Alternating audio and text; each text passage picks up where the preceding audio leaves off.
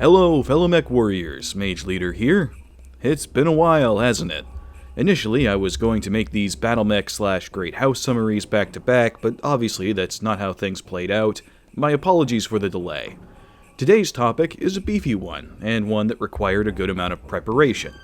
I have decided to talk about one of the most fascinating Battlemechs in the Inner Sphere, a machine that, by all accounts, shouldn't even exist at all. And yet, much like the nation that created it, it continues to defy the odds even now. Today, we're going to talk about the Vindicator. Unfortunately, one does not simply talk about the Vindicator. There doesn't appear to be much special about it at first glance. It isn't really exceptional at any particular job. It's a medium mech, and a fairly mediocre one at that. It can run, it can jump, and it can shoot, but it's easily outclassed by other newer designs. It is, simply put, the most basic medium mech ever built, but there's a special quality that the Vindicator possesses, something that's impossible to quantify, and what it has to teach us not just about Battlemech design, but about history, makes it far more important than you might assume. The Vindicator isn't just a Battlemech. It is the personification of an entire nation, the embodiment of a culture, and a window into the heart of the society that produced it. Talking about the Vindicator provides a rare opportunity, one that I would be foolish to pass up. It also means that I get to ruin yet another pervasive meme, which is always fun. If you think I'd let a chance to ruin other people's fun slip by, then you haven't been paying attention. The Vindicator is a product of the Capellan Confederation, perhaps the most widely mischaracterized and misunderstood of the great houses. To most, the Capellans are something of an interstellar boogeyman, the shady characters who are secretly behind everything that's ever gone wrong in the Inner Sphere. Everyone has been stabbed in the back by a Capellan at some point in their life, and has created a strong impression as to their nature. But having gone over the history and examined events from a more objective point of view, I think that a significant amount of context is lost when discussing the Confederation. Few people groups are ever as simple as they first appear, and the Capellans are a nation that defies such simplistic categorization. My goal today isn't to get you to like Capellans if you don't already. God knows I don't like them any more than you do. What I want is simply to provide you with an understanding of them. Far too often I see inaccurate history being slung around as if it were factual, and it robs the world of its true depth. The Vindicator gives me the chance to do exactly that, because you can't truly understand what makes the mech special until you understand where it comes from. The Vindicator wasn't the product of the Star League, one among dozens of others from the peak of human history. It wasn't built to dominate the battlefield like so many others. It was built on a budget, designed around the express needs of its people, and is largely useless to anyone else. But to those who built it, it is perhaps their greatest achievement. No other machine has ever been quite as important to its homeland, and so it is that very homeland that we should examine first.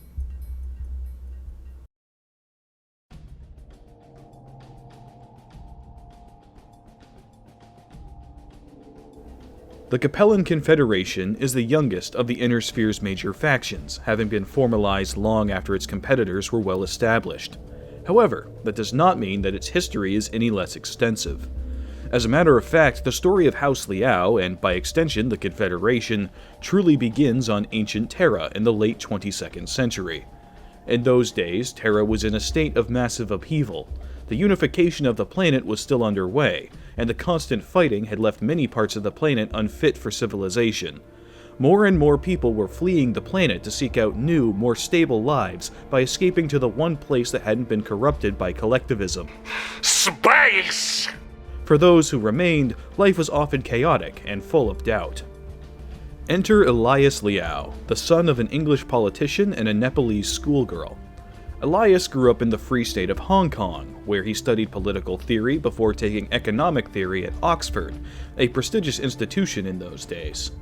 He began a promising political career and was even elected president of Hong Kong in 2178, only for it all to come crashing down. The offshore Chinese Republic invaded in 2179, and Elias was forced to flee. He went into exile in the Himalayas with his wife and her family. What transpired up there in the next 3 years remains a mystery to this day. Many theories have been put forward. Perhaps Elias encountered a new religion among the indigenous people. Perhaps he was already on the path to insanity before the exile. As for myself, well, I think any man who's forced to spend 3 years in isolation with his in-laws is bound to lose a few marbles. Whatever the reason, the Elias Liao that re-emerged in 2182 was a very different man. Elias had been a fairly conservative man during his political career. Now he was a crazed anarchist, and not the kind that could be easily ignored. Elias was a man of charisma, and he quickly attracted a following of the desperate and disenchanted. To them, people who had lost their entire way of life in the upheavals of unification, his talk of dismantling governments in favor of primitive living resonated with them, and a few were angry enough to make it a reality. People began to die. From government officials to scientific leaders to humble repair technicians, no one was truly safe from the wrath of Elias Liao. He and his followers would assassinate these people by the hundreds, often without any real rhyme or reason, in their never-ending quest to return to monkey. Needless to say, the governments of the world weren't particularly eager to implement his requested social reforms. Elias's New World disciples continued to expand, and the larger they grew, the more lives they claimed. Terra's Liberal Party would attempt to use the unrest for their own gains, secretly directing Elias toward their political rivals. It worked for a time, but if there's one thing history has taught us about terrorists, it's that they don't stay on your side forever. And in 2187, things would go too far. Beijing had been a major financial hub for 2 centuries, and by this time it was the primary center of global trade. For a man as radical as Elias, it was the ultimate target, the single largest example of mankind's decadence. One day everyone went to work, business as usual, only to disappear as several fusion explosions rocked the city. 3 city blocks of the financial quarter simply ceased to exist, killing thousands and injuring thousands more. It was the deadliest single act of terrorism in living memory, and in the confusion that followed, facts were a precious commodity. Many were quick to point out that the attack differed from the New World cult's usual MO. Some historians speculate that it was a false flag. Whatever the truth of the matter, Terra had had enough. Elias Liao was tried and found guilty in absentia, and the sentence was extermination. In 2188, Chinese commandos, supported by regiments from several neighboring countries, would assault the New World compound in the Himalayas. What followed was nothing short of a massacre. Liao's militia put up a fight, but they were outclassed and quickly routed. The commandos, however, were far from done. Their orders were to wipe the cult out of existence. The fact that their targets included women and children was of no consequence. Entire families were gunned down without a second thought. In the eyes of the Chinese Republic, it was not the militia that was the threat, but the idea behind them. And while you can't kill an idea, killing anyone and everyone you suspect of ever having it is a good way to discourage others from thinking too much. And so the commandos continued their slaughter, but they were only partially successful. Elias Liao escaped, along with a number of his supporters. His wife and 2 young daughters were not as fortunate. Cynthiana Liao was a strong woman, but Carmen Liao was only 9 years old. Margaret Liao was only 7. Their exact fates are unknown, but it was likely gruesome, dirty, and painful. Elias watched from a nearby ridge as his compound burned, still within earshot of his family's screams. His followers expected him to lash out, to embark on a grand campaign of revenge, but that day something broke inside of Elias Liao. Instead of striking back, he quietly led his followers to a spaceport and bribed one of his trade contacts into smuggling his people off of Terra. His delusional dream of saving the planet from itself had died with his wife and daughters, and he decided that perhaps it was time to begin anew. The New Worlders were dropped off on an unsettled planet, a vast world of fertile grasslands and little else. Elias would name the planet Cynthiana in honor of his wife, but today it bears a different name, Liao. Liao would begin to prosper, much to the surprise of its neighbors. Elias imported some of the finest animals money could buy, spending every last penny of his personal fortune in the process. The planet would start to gain supremacy in the region, not through conquest, but through the export of quality livestock. His grandson, Victor, would take charge after Elias's death in 2202. Quick side point here, it's actually not entirely clear where Victor fits into the family tree. Comstar records are inconsistent. My source stated that he was the son of Paul David Liao, making him Elias's grandson. However, that same source also states that he was born in 2199, which would make him 3 years old when he came to power. This has led some to speculate that his real name was Rufus Liao, one of Elias's children, but it's impossible to know for sure. It is worth noting that Victor didn't succeed his forebear directly. In fact, he was elected, which gives an idea as to how things were run back in those days. Victor would expand Liao's territory, leveraging their strong exports for more territory, immigration, and most importantly, weapons. He had been present during the raid on the New World compound, and the event had left a profound impact upon him. Having watched his friends and family die around him, he understood the importance of a strong defense. It was Victor who would ultimately split with the Terran Alliance. In those days, it was generally understood that all humanity belonged to Terra, and that worlds surrounding it were simply colonies and not fully independent worlds. All that changed in 2236, when a collection of periphery worlds would declare their independence from Terra, forming a loose coalition that would later evolve into the Rimworld's Republic. Terra tried to retake the worlds by force, and failed miserably. With their invasion reaching a stalemate, the Alliance called for reinforcements, demanding that the colonies contribute men and material to the war. Some of the worlds complied, most refused. Liao was one of the latter. When a Terran ambassador came to deliver these demands to Victor, things didn't go very well. Victor kept the man waiting for over an hour, and when he finally admitted the ambassador, he did not engage in conversation. He sat where he was, ignoring the man's words until he was nearly screaming. Then, as if just noticing him, Victor rose from his throne, took his sword in his hand, and sliced the ambassador's head clean off of his fucking shoulders. Yeah. Liao is a family of many qualities. Restraint is not one of them. The little world of Liao braced itself for retaliation, but much to their surprise, it never came. Terra's expansionist party collapsed, and Elias's old frenemies, the Liberal Party, took over. Their response to the Rim War was to simply cut their losses, and they decided to cut the colonies loose, whether they wanted it or not.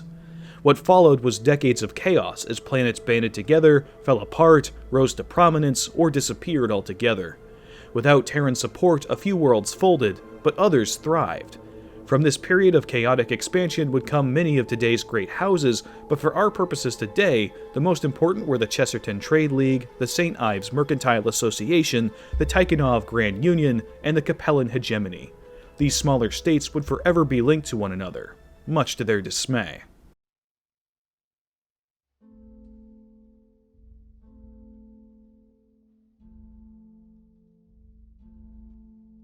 The history of the Capellan Confederation is considerably more detailed and confusing than that of the other great houses, and that's largely because it lasts a lot longer. While the rest of the Inner Sphere was busy uniting under common, albeit opposing, banners, the Capellans were busy fighting each other. The period between 2270 and 2366 is one that could easily be made into its own series of lectures, and perhaps someday that's exactly what they'll be.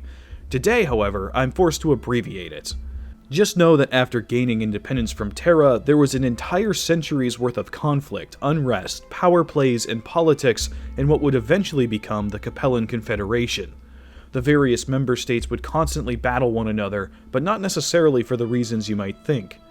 In many wars, the differences between the offending parties are vast. You would expect to find wildly foreign cultures and incompatible worldviews between the belligerents, but this was not the case in Capellan space. Indeed, worlds changed hands so frequently that national identity was difficult to establish. Most worlds existed on an individual basis, with no strong loyalty to whatever banner happened to fly over them at the time. In their eyes, one crazy warlord or short-lived republic was the same as another. In fact, despite the conflicts waged by ambitious men and women across the century, the individual worlds actually had quite a lot that united them, namely, a distrust of outsiders. This distrust was well-founded. Since the beginning, the Federated Suns and the Free Worlds League looked at Capellan space as free real estate, gobbling up little slivers of territory whenever they saw fit. House Davian in particular had ambitions to take it all for themselves, and they weren't subtle about it either. I don't think it's possible for me to understate just how deep the hatred for Davians runs through the Capellan culture. The Federated Suns, despite their modern goody-two-shoes veneer, are secretly some of the most devious and cruel people in the Inner Sphere, particularly when it comes to their expansionist attitude toward Capellans. Today we speak quite often about Capellan fuckery. It's a meme, one which we often throw around without a care in the world. However, when you look into history, what you'll discover is that Capellan fuckery has a source, and that source is is the Federated Sons. Who taught you how to do this stuff? You, alright? I learned it by watching you. There are many examples of Davian fuckery that we could focus on, but for the sake of time I've chosen to point out a select few. Conveniently enough, these events led directly to the formation of the Confederation as we know it today. In July of 2357, Raynor Davian would take advantage of a conflict between the Sarna Supremacy and the Tychanov Union. He demanded that the worlds of Bel and Highspire be turned over to him. If they were not, he would use nuclear weapons to take them. Without waiting for a response, Federated soldiers descended upon Bel and quickly overran its garrison. When the Pan-Capellan relief force arrived, they found the planet empty.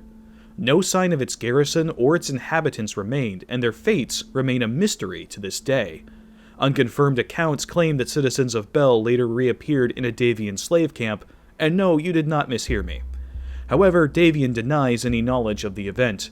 As far as they're concerned, Raynor Davian never set foot on Bel, and nothing ever happened there.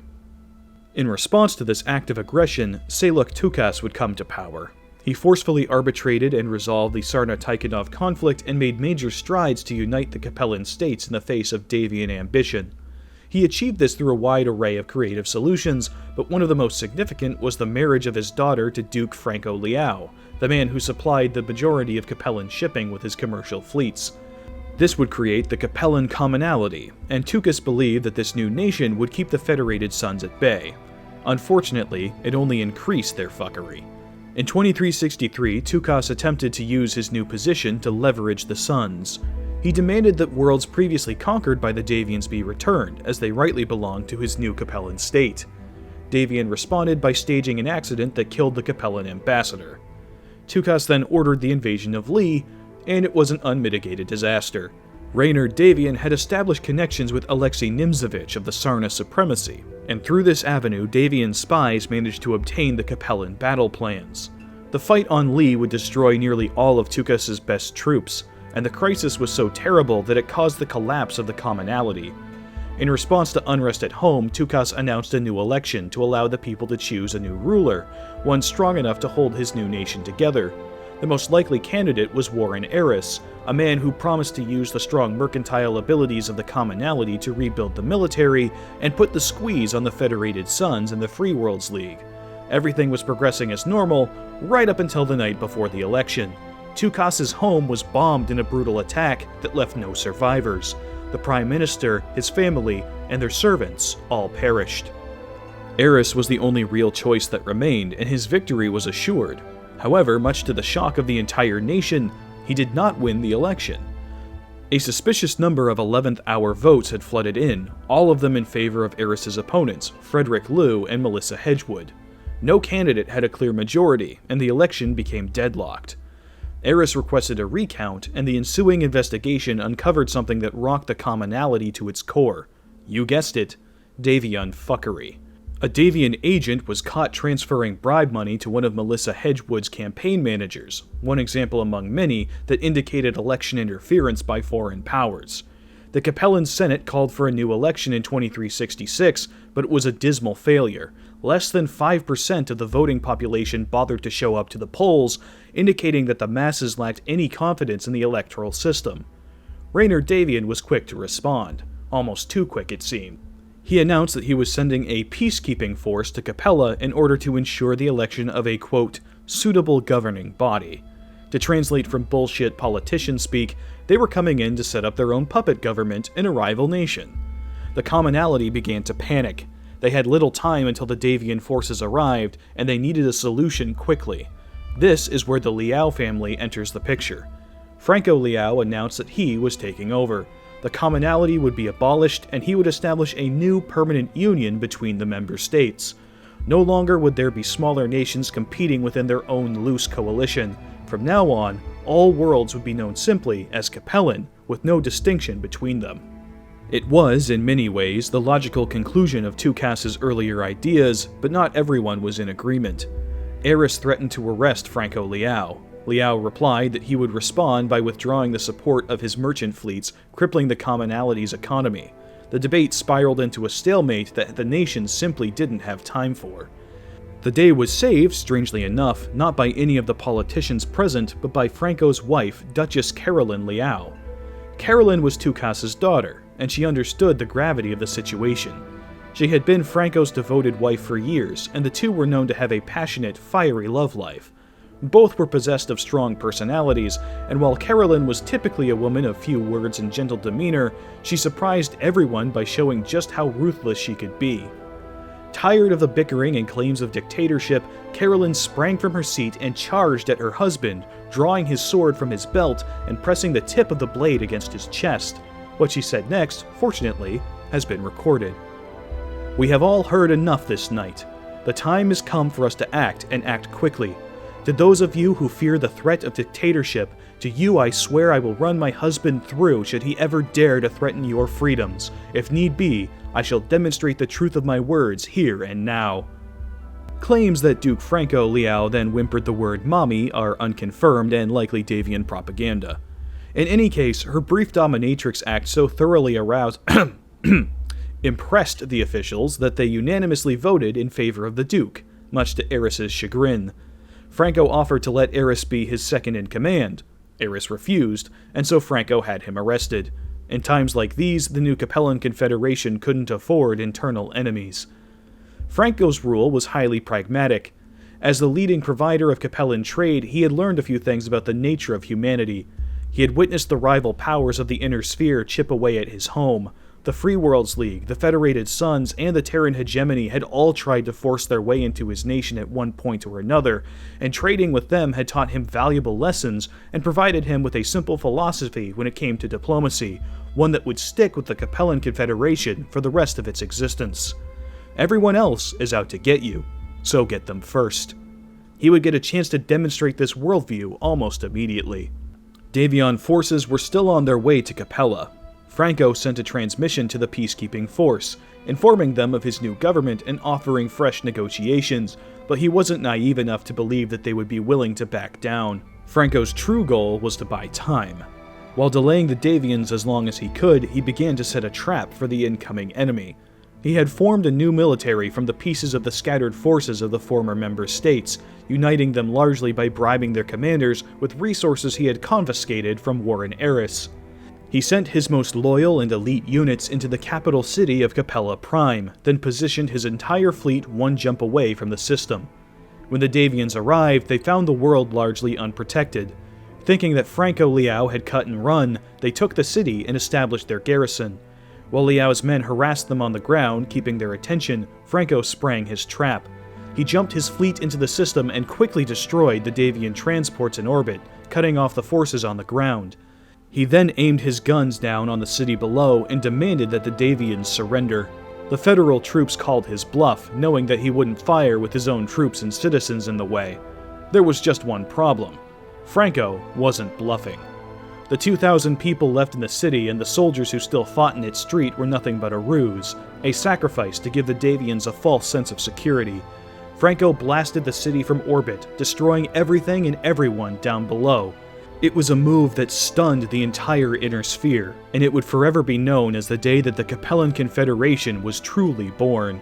Today, it is called the Day of Martyrs, a national holiday even now, and its events are forever enshrined within the Capellan coat of arms, symbolized by the insignia's black border. The Day of Martyrs was, in many ways, an inflection point for the Confederation of today, and it forever ingrained two values in Capellan society.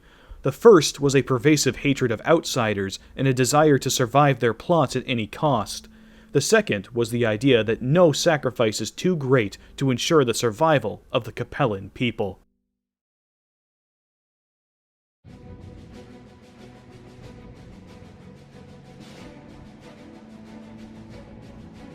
Understanding what makes a Capellan tick isn't a simple task. They are decidedly different from every other people group in the Inner Sphere.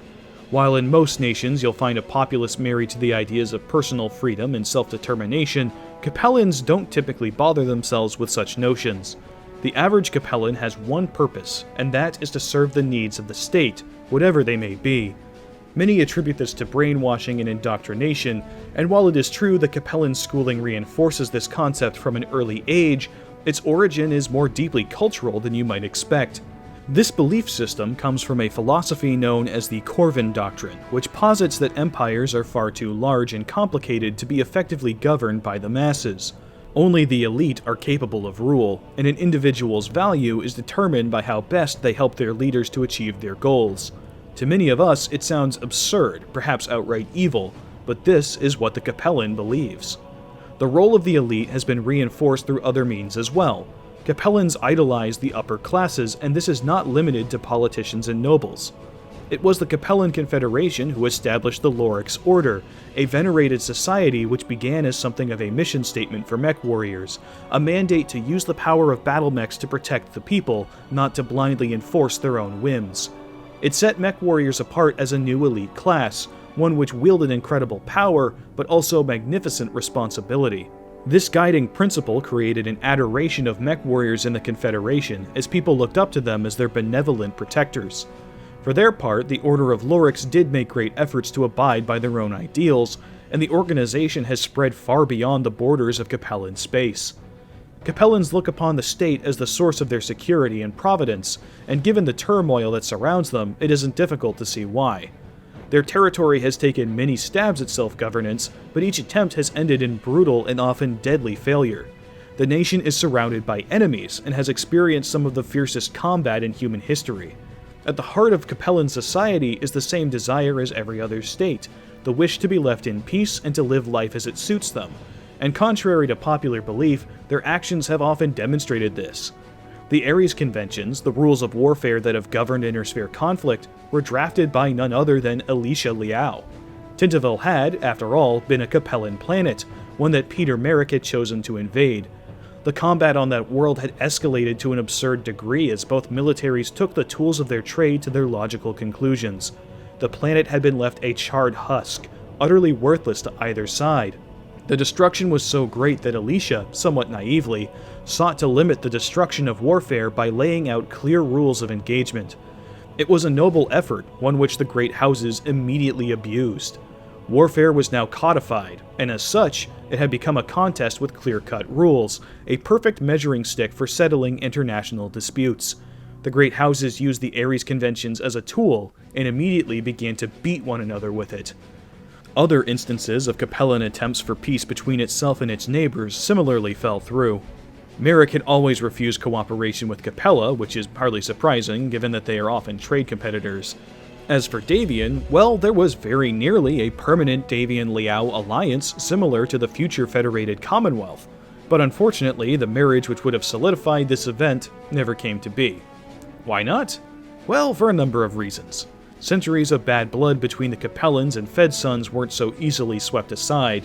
Some have speculated that the Davians offered the alliance purely as an anti-Merrick scare tactic, or perhaps that the economic differences between the two states were too vast to be rectified. Primarily, however, the reason for the alliance's failure was that the adopted Prince Terrell Davion was an asshole. Celicia Liao, the woman who would have been his wife, described him as an arrogant popinjay and stated that she couldn't keep her lunch contained within her stomach in his presence.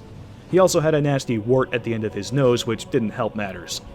These failed attempts at peace have led to a resentful bitterness among the Capellan people, and they have since adopted a sort of fatalist pragmatism that governs their actions to this day.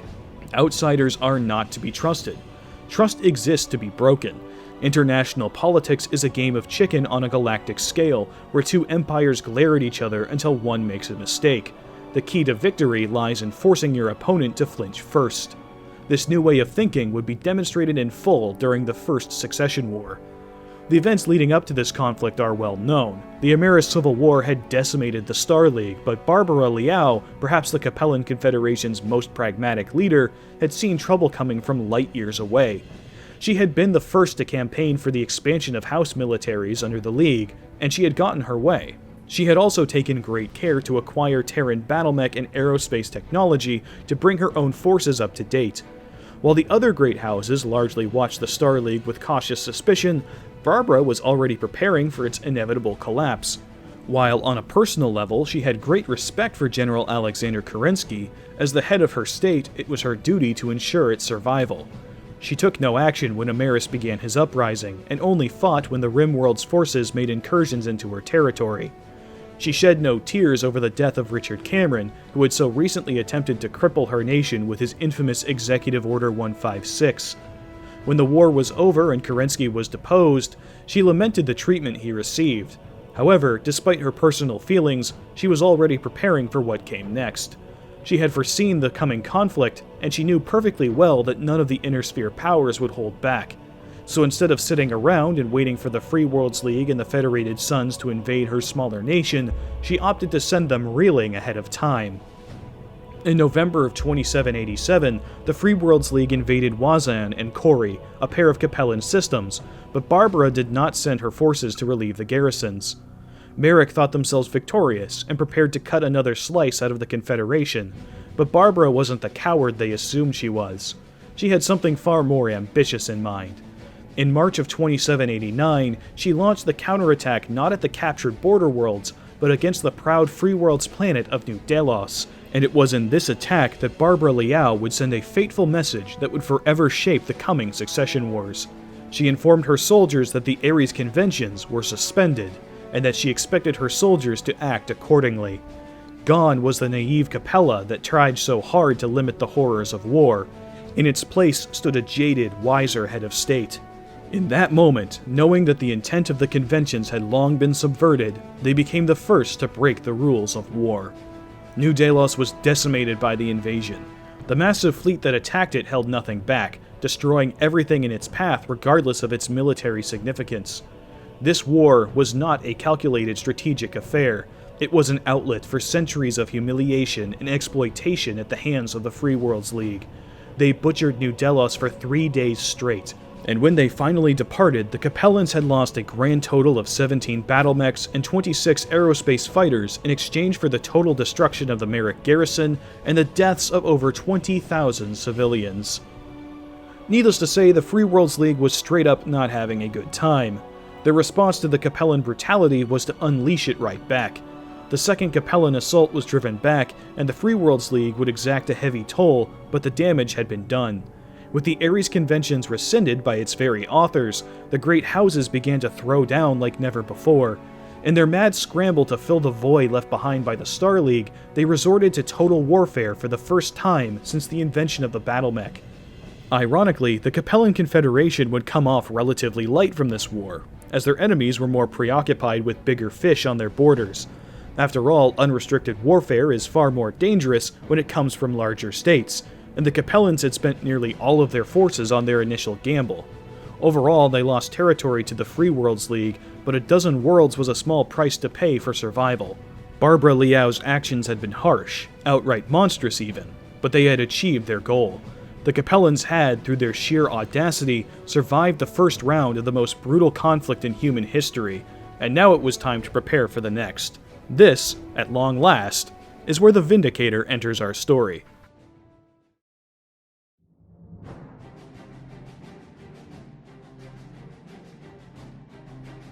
Sheesh. Been talking for a half an hour, only just now getting to the mech. I've only got like 5 minutes worth of stuff written about the mech itself. What the hell am I doing with my life?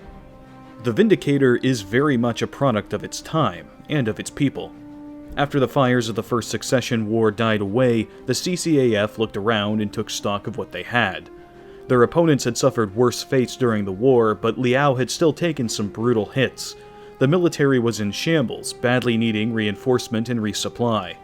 The Battlemech forces had been torn apart, and many of the machines had been foreign imports, mainly from the Star League, which no longer existed.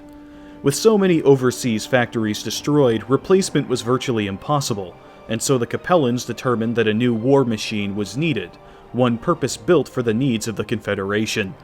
The First Succession War had been a brutal war of attrition, a meat grinder that had worn down the militaries of every major power. The rescinding of the Ares conventions had, ironically, kept the Capellan Confederation alive, but it had also decimated the technological base of the Inner Sphere. This was one respect in which Liao held an advantage. Its factories had largely survived the war intact, which meant that they were still capable of production and, more importantly, innovation. If they could properly leverage this advantage, then they might just have a chance to survive the next conflict. And so the powers that be went to work. A committee was formed for the express purpose of designing and producing this new war machine. While most hardware designed in such a way suffers for it, the end result of the Capellan design team's efforts was far more fortunate. When committees design war machines, they typically devolve into politics, infighting, graft, and feature creep, but Capellans are a different breed. With every member of the committee a fanatical servant of the state, they took their roles very seriously. Instead of bickering or trying to hammer out a new wonder weapon, these men and women took an objective look at their situation, the war that they had just fought, and speculations about the war to come, and then began to work on a solution that balanced out every factor. What they came up with was a medium Battlemech, perhaps one of the most unassuming of its kind. It was 45 tons and came equipped with jump jets, a medium laser, a small laser, an LRM-5, and a PPC, all running on a batch of 16 heatsinks. It had a top speed of 64 kph, a respectable, albeit unremarkable pace. It was the most unremarkable of machines, and yet for its intended use it was worth its weight in gold. The Vindicator was built with the CCAF in mind, meaning that it was designed simply, cheaply, and efficiently. Rather than waste time on convoluted loadouts, it was given a weapon for every range and the mobility to meet any given mission profile. It came with straightforward controls, which greatly simplified training. It was built out of easily accessible and locally produced materials, which allowed it and its spare parts to be produced in staggering numbers. It was also built with maintenance and repair as a chief consideration. The panels were easy to remove, the electronics were efficiently laid out, and while not truly modular, entire segments were designed to be easily deconstructed and replaced. This is the true strength inherent to the Vindicator. In a war of supremacy, the technology of your opponent matters a great deal, but in a war of attrition, the rules of the game are different. Having the fanciest toys doesn't help you nearly as much. Everything breaks eventually, and if you can't replace what you lose, then defeat isn't too far off. The Capellans understood better than anyone the true nature of war and what it demanded, and this understanding is on full display in the Vindicator. It's not a special Battlemech. It is, in every conceivable way, painfully average, but from a logistical perspective, it is hands down the finest piece of Battlemech engineering that the galaxy has ever seen. When it first hit the field in 28-26, it didn't make many waves. In battle, its performance was deemed adequate, no more, no less. It was found to have a few mechanical faults as well, namely the small laser haphazardly mounted to the head. The casing encroached on the cockpit, not only making it cramped, but also interfering with the ejection system. Many mech warriors were lost as a result of botched punch-outs, but these were considered minor flaws in what was, by all accounts, a miracle of weapons procurement. The Vindicator has served the Capellan Confederation almost exclusively for over 200 years, as they remain the sole producers of the mech and its spare parts to this day. In the brutal combat of the Succession Wars, where battlefield salvage was the lifeblood of armies, the Vindicator was typically deemed by outsiders to be more trouble than it was worth, and so invasions into Capellan space could not rely on using enemy machines to offset their losses.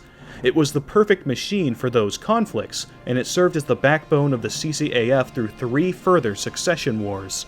It cannot be understated just how significant this Battlemech is to Capellan culture. It is an avatar of the elite, the embodiment of Capella's resolve and its promise to secure a future for its people, no matter the cost. It is not unlike the Capellan people themselves, simple, practical, and devoid of ambition. It is virtually insignificant alone, but when fielded in massive numbers, it makes a hell of a difference. It has no frills or delusions of grandeur. It is not a machine for heroes, though many heroes have fought in them. It is a mechanical soldier, and in that regard it is perhaps a Battlemech in its purest form. Much like the Capellans, it is often overlooked and disregarded, frequently misunderstood, and yet it carries on and does its job without a care for what anyone else thinks of it. The Vindicator has never gone out of production, and it is still in use today, though modern advancements have been incorporated. Innovations have remained small, with the emphasis always remaining on the mech's logistical strengths. Despite major strides in Battlemech technology, the Vindicator has maintained its relevance, which is a testament to the foresight of its designers. Battles may have changed, but war never does. The fundamental truths that govern combat have always remained constant, and the Vindicator was built with those principles in mind. As a result, it remains competitive within the borders of its homeland, and it has been quietly grinding bigger, better machines into dust beneath its numerous footpads.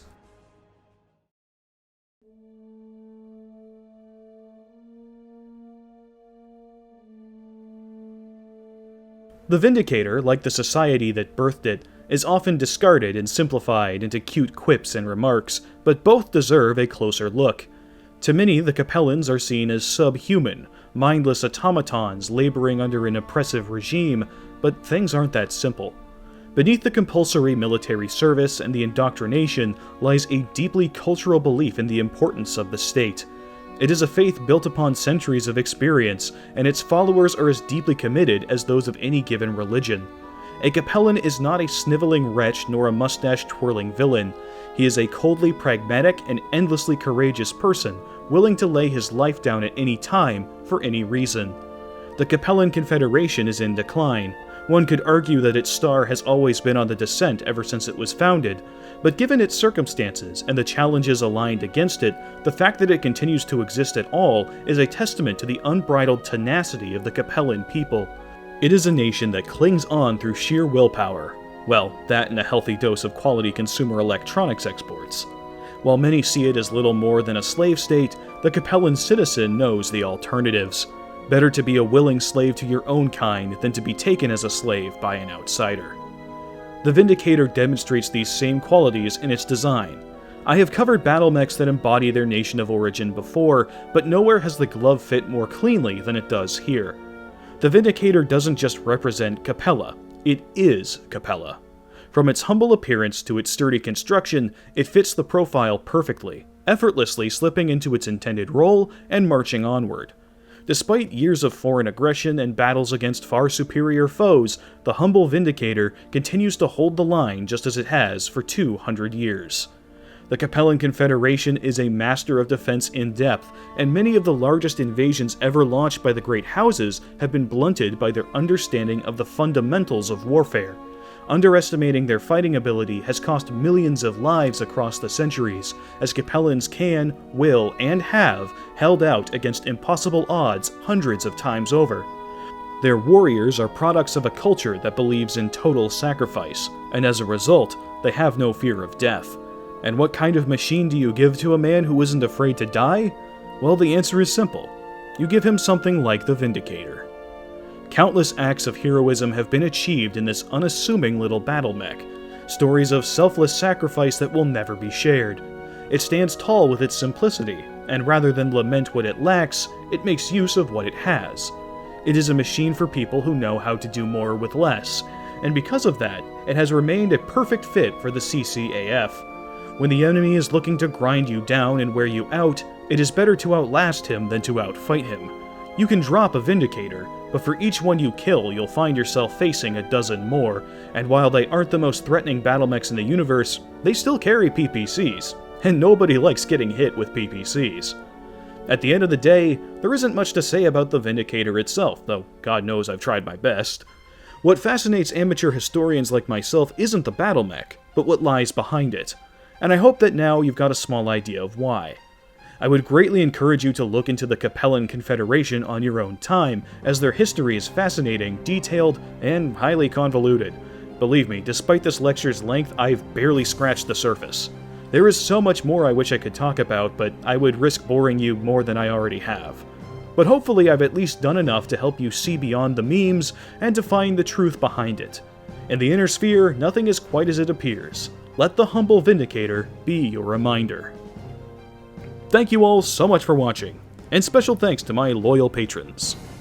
Freedom Fighter Gunboy, Lord Pterodax, Hadrian Solus, Lucian Dacier, Desert Dragon, Lil Grunt 1, Rostran Targo, Zero, Sean Herr, Delphino, Miguel Batacan, Alexander Heimerl, Chef Sung, Delta 505, Military Sticks, Spacer, Rivius, Kyle Vidari, Metal Dragonar, Tim Cook, Tomayaga Tudor, Gary Moses Sweeney, Admiral Chirino, Gatecastle, Z, Julian Tomkala, Paul DeVere, and The Fighting Fish. If you enjoyed this video, please feel free to leave a like and a comment. I read every one of them, and your feedback is the fuel that keeps my reactor spinning. Thank you once again, and until next time, this is Mage Leader, signing off.